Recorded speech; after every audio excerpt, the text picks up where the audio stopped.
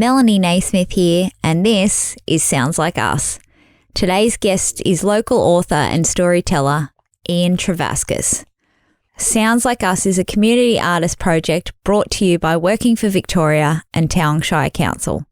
The aim of this series is to shine a light on creatives that have been influenced by Taung Shire and to share a brief snapshot of their journey within the arts.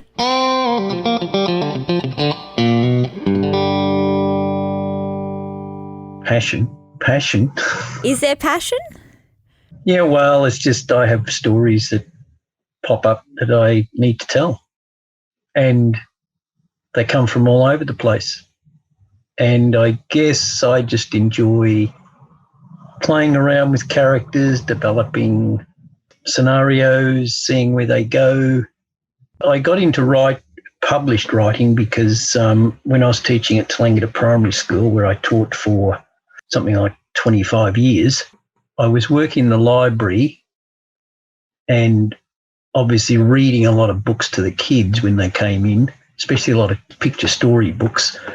And some of the picture story books which I thought would be okay to read, when I actually read them, I thought, well, these are pretty ordinary. I could write something better than this. So I got some funding through Country Education Program, it was called back then, to run a week where I had writers and illustrators come up from Melbourne and they did presentations and workshops at Tallangatta, and then I took them out to all the little rural schools, Grania, Estale, Tallangatta Valley and so on, where they did the same thing. And during that program, I picked their brains a bit, asked them lots of questions about, how do you get published and what do you have to do, blah, blah, blah. And a couple of those authors were really helpful, very open about, who to approach and how to do it. And after they left, I had an idea for a story which I wrote, and then I copied the story and submitted it to about 30 different publishers, because back then a lot of publishers published picture story books. There's not as many now. And I submitted a story, and then over the next 4 or 5 months, I slowly got in dribs and drabs. I got rejection letters. And anyway, the story was pretty ordinary. But it was quite ordinary. And unfortunately, I don't have a copy. I wish I'd kept a copy. I can't find a copy. It was a nice story, but it wasn't a story that publishers were going to throw lots of money at and take a risk on. So in the meantime, Jeff, my eldest son, who was in prep, he went off to school one morning ahead of me, turned up at the back door about 5 minutes later, bawling his eyes out, and I thought, what the hell's happened? I thought he'd had an accident or something, and he was totally terrified of dogs, and a dog had barked at him. And I thought, well, geez, come on, don't be such a sook. Anyway, after school, we were walking home together, and I said to him, I played the what if game, which a lot of authors do. I just said to him, what if you just walk to school a different way? Then you wouldn't have to walk past this dog. I said, what if you walked home a different way? Then problem solved. And then as we were walking a bit further, I threw in a few more what ifs. What if you went home a different way, but worse things happened than being barked at by a dog? And that was the genesis for the story. So as soon as I got home, I scribbled some notes down on a bit of paper, what are some of the things that could happen to a little kid in a country town that would be quite scary. So I just had a list of things like swooped by a magpie, chased by a bull, and so on. And out of that grew a story. After, I think, probably a dozen drafts, I submitted it, and over the next few months got the usual rejection letters and the manuscript sent back. No explanation. Publishers don't have time to tell you why or whatever. They just said it didn't suit the list or whatever. And then one day I had taken a sickie because I was doing a master's at the time off campus at Deakin Uni, and I had an overdue assignment, so I took a day off. And I heard the postman come, and I went out to collect the mail out of the letterbox, and instead of the usual large A4-sized envelope which would have the manuscript and the rejection letter, it was quite a thin envelope, And up in the corner, it had the Ashton Scholastic logo. And I thought, well, they haven't sent me back the manuscript. What does this mean? So I was a bit too scared to open it for a bit. Eventually, I opened it and was an offer to publish. I was home alone because my wife had gone into Albury to do some shopping and the kids were all at school.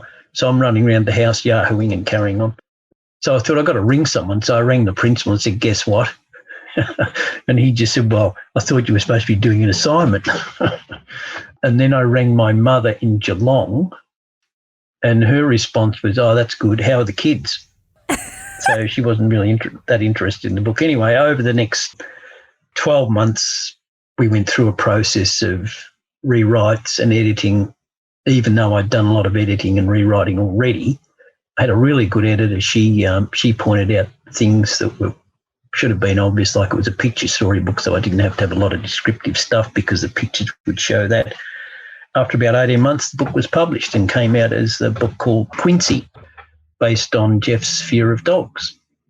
I have two things. I do remember making the correlation that there was a kid at school that in my brain had a famous father. I don't know about famous. Well, I just remember, like Tallangatta is such a small place.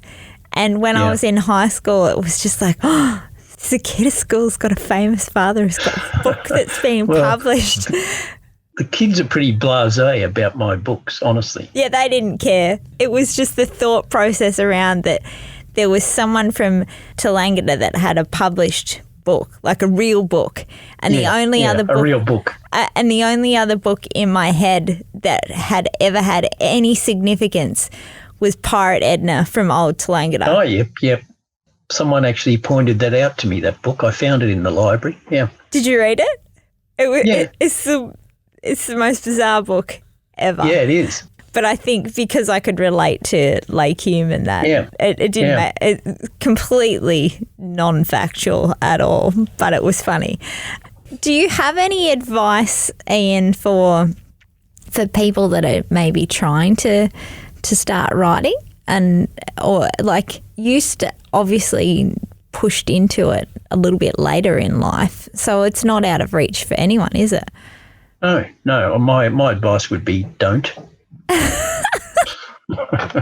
Well, depends why you do it. You know, what's your the reason. I never did it to make money because I knew Australian authors really don't make a lot of money. There are a few, of course, exceptions, but generally authors, you can't live off the money you make from your books. And if you want to get, well, you have to have a pretty thick skin. Because I've written quite a few stories that I have submitted that have never been published. I probably spent 2 or 3 years working on a young adult novel. Hasn't been published and probably never will be. So I just sort of think, well, that was practice. You need to read a lot, and you really have to work at the craft. I mean, it's not something. There's very few people I think can just put pen to paper and come up with something good. It's a slog. There's no doubt about that. There's a lot of work involved. I've just had published a book last year, a young adult novel, which has had some really, really good reviews, which is great. It's starting to get a little bit of notice now, I think, around literary circles. That was a lot of work. That was probably 5 years' work. Wow.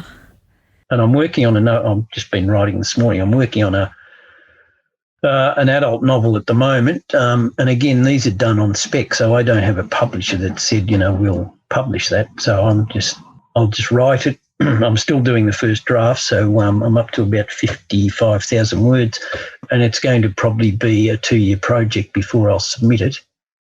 So, it's a slog. And of course, novels are much lengthier than a picture book. A picture book's generally 300 words. So therein lies the challenge, because you've really got to encapsulate the story, and it's got to be a story that resonates, that has an appeal to young kids.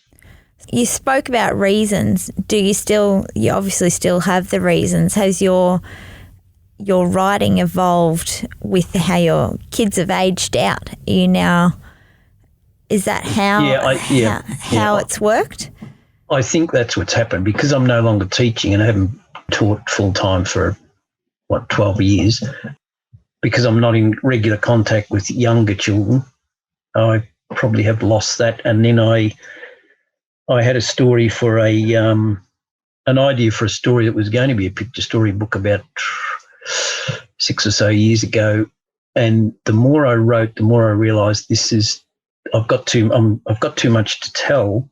This can't be a picture story book. And I didn't really want to go to a novel because I knew that's going to be a bit of work. But I bit the bullet and just wrote a novel which was called Hopscotch Medusa Stone. It's a novel for older readers.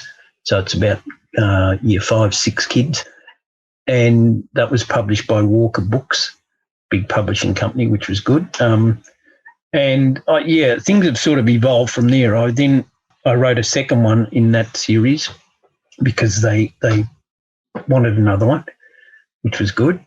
The first one took 5 years because I was teaching full time. Then I retired, so the second one I think the first draft only took about 3 or 4 months because I was writing full time and I just set a goal. I've got to write 1,000 words a day. And the second one I overwrote it and I knew I'd overwritten it. It was probably too long. And then the editor said, well, we've got to get rid of 10,000 words. And that was fine with me. I said, yeah, sure. You're the editor. Tell me which 10,000 to get rid of.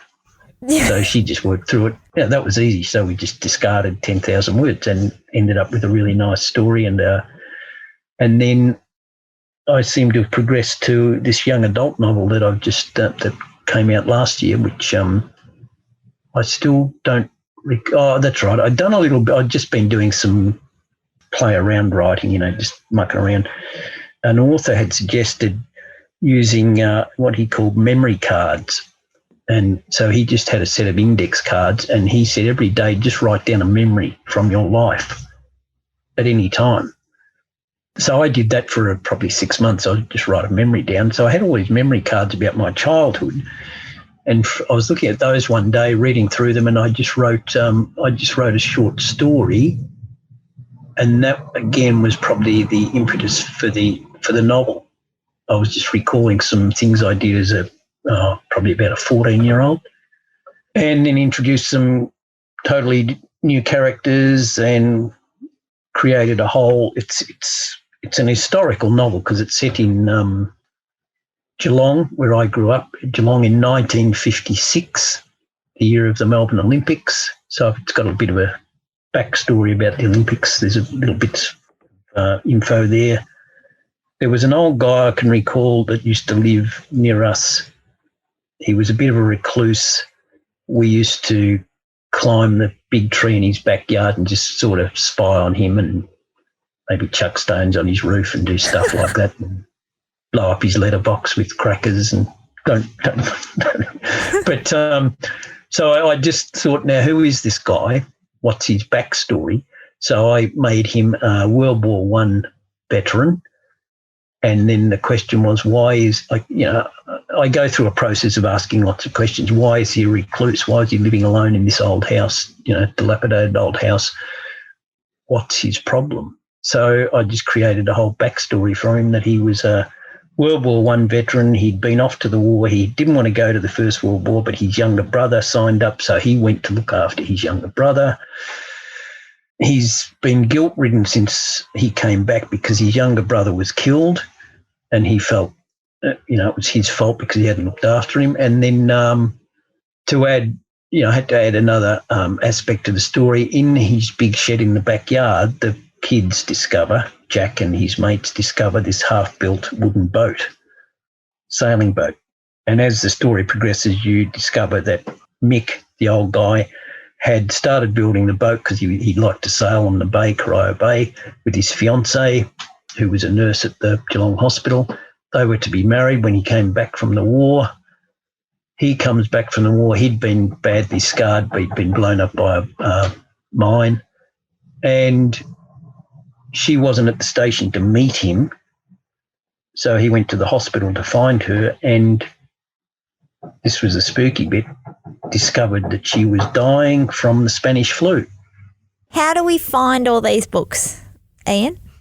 How do we find, because it seems like you've got so many stories. Unfortunately, there's quite a few. Yeah, well, unfortunately, quite a few of them are out of print now. Like the first picture books are probably all out of print. I think at the moment there are probably 3 in print at the moment. Of Boys and Boats, which is the young adult novel I was just talking about, that's available. Well, I think I've been posting on Facebook, the local Facebook page. There are copies at Norm Crisp's news agency in town. There's also, most bookstores would stock them or order them if they haven't got them in stock. I know Dimmicks in Albury have them. My last picture story book, which was Edge of the World, that's still in print, so that's available from bookstores. So what about, just quickly and finally, what about the Towong area? Do you like and has influenced your writing? Is it just your children or the whole surroundings? Yeah, no, it's just been, we originally came here thinking it would only be for a short time. The plan was probably 5 years and then we'll move on. I'll go and teach somewhere else. And of course we haven't. So we've been here over 30 years. It's just it was a great place for the kids to grow up. And even though I have a background in surf lifesaving and I was heavily involved in surf lifesaving because I came from Ocean Grove, it's the mountains. So I'm a keen skier and also a very keen bushwalker. So there's plenty of places to bushwalk around here up on the high plains and Buffalo and so on, and ski the backcountry in winter.